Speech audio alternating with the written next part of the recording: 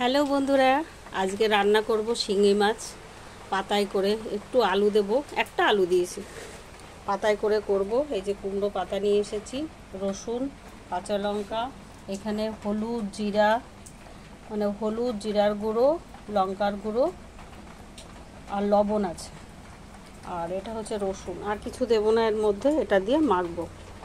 প্রথম কুমড়ো পাতাটা দুটো বিছিয়ে দেবো এতে। এই যে মাছগুলো মেখে এই যে পাতার উপরে বিছিয়ে দিয়েছি। এবার এই পাতাগুলো এই যে আরও আছে এরকম ঢেকে দেব।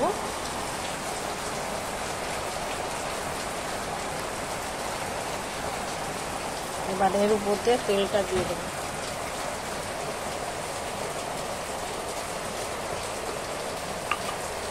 চলো, গ্যাসে বসিয়ে দিলাম।